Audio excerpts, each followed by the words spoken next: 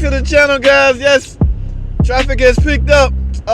Like I said earlier, or maybe you just seeing this, but guys, my destination, it is maybe 7:30 in the morning.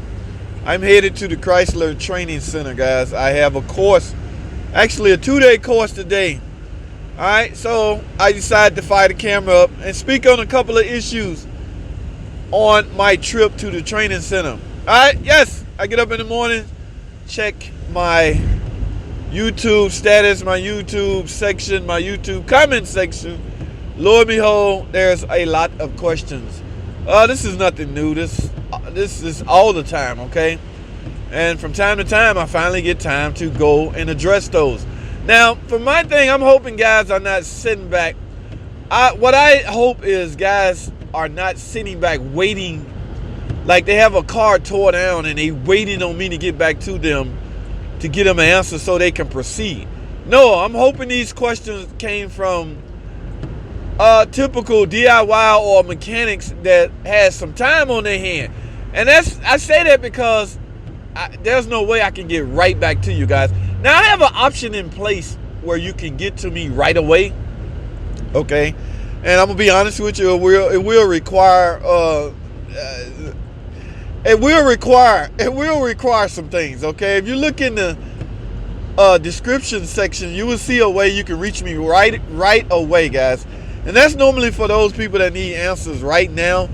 They have a customer car tore down and they stuck and they need an answer, and they probably think I have an answer. And but if you have a need to get to me right away, that is an option you have at your disposal.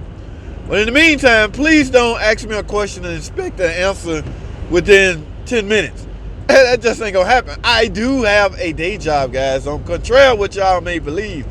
No, I'm not at the Scotty Kilmore level to where I can just sit at home and shoot videos all the time and don't get up and go to work. Although YouTube is a job in itself. And I bring up Scotty because that is my dude, okay? From a YouTube standpoint, I have no idea of Scotty's mechanical knowledge. I am aware that he have a lot of years of experience. Scotty's an older dude, very knowledgeable, but guys, this new stuff is no joke, okay? Yes, I'm not sure of specific questions you can go and ask Scotty, okay? You can ask Scotty general automotive questions. And again, I'm not picking on him. That guy is pretty knowledgeable. It's just that this new stuff, you almost have to be in the field to be able to understand what people are saying and talk about nowadays, okay? That's why I always refrain from hating on one Mr. Scotty Kilmore. Number one, I don't hate him. Number two, I have no problem with him. And number three, I don't know him.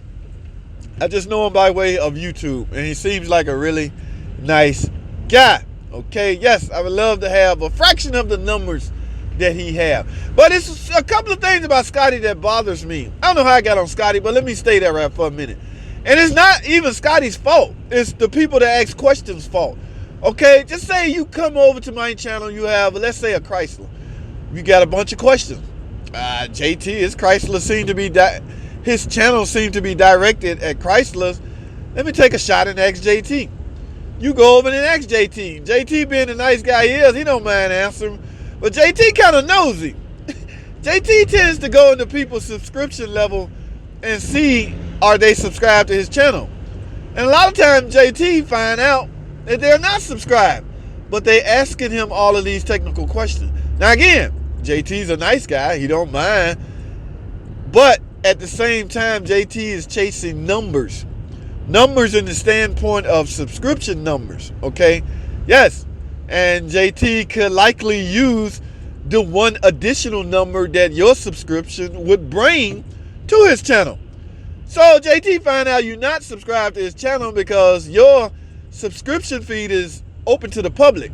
However, JT go nosing around and find out that you are, however, subscribed to Scotty, Chris Fix, South Main Auto, Eric the Car Guy, the big guys.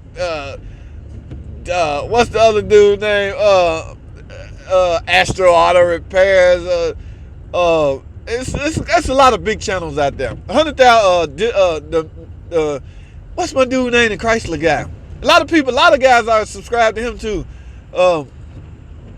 Motor City Mechanic, David Pikes. Yes, if you own a Chrysler, you likely subscribe to Motor City Mechanic. That is one knowledgeable Chrysler, Jeep, Dodge guy. All right, I got a chance to meet David over the internet. Real cool dude. Anyway, but lo and behold, you're not subscribed to JT. JT, I don't know, he's human. He may get a little offensive. But because he's a nice guy, he will proceed to answer your question. But at the end of such questions, he might ask you, are you subscribed to the channel? All right, I don't want this to be a subscriber thing. The point where I'm going with this is, please be subscribed to the channel before you just recklessly go out there asking JT a bunch of questions. Okay, it's kind of offensive for him to see you subscribe to Scotty and all those guys I just mentioned. You're not asking them. Okay, if those are your heroes, the thing about those guys, they are huge and they don't have time to go to all of those questions. I'm not huge, and even if I was, I still would make a way to go and read comments and things like that. All right, the whole point of this video was, as you can see, I'm on the freeway. Guys, I saw something interesting, guys. I saw a car on the side of the road, and I saw a guy with his trunk open, and I saw a guy, like, having fussing gestures. He's really fussing at somebody. Whoever it is on the phone, he's fussing at. You know what I can only assume he's fussing and mad about? Guys, I can only assume he's fussing that there was no spare tire in that trunk. He had a flat. He was on the side of the road. He just brought that to my attention. I looked over. I wanted to help him, but I'm on my way to school. The guy obviously had no spare tire, so he's pissed, fussing at whoever on the other end. Guys, today's cars are not equipped with spare tires. Do y'all believe that? I spoke about this on other videos. That is so freaking crazy. And you know the whole goal behind that is weight, guys. It's all about weight. The less the car weighs during production, the better chance they have of getting a better mile per gallon number. Okay, it's all about emissions. A spare tire doesn't weigh that much, but it's enough to trigger an extra emission number. It's an algorithm thing, guys. They want these cars to be as light as possible. I don't know about you, but I hate riding around in a car with no spare tire. You look in the glove box, you'll find a 1-800 number to call, or you'll have a pump inside your trunk. Guys, if you have a blowout, let me alert you of something. A vacuum pump or an air pump, it's no good to a tire that's blown out. If you have a flat on the freeway while driving, you're going to continue to rolling for a while. Your tire is ruined just by merely trying to get over to the side. So a pump is not going to help. It is crazy these car companies are not giving us spare tires anymore. Everything I ride in, I try to make sure there's a spare tire in it. The vehicle I'm in now, there's a spare tire in it. If there's no spare tire in it, I'm going to find one and get in it. I bought my brand new Cherokee 2017 model back in 2017. Lo and behold, it did not have a spare in it. JT found a way to get a spare in it.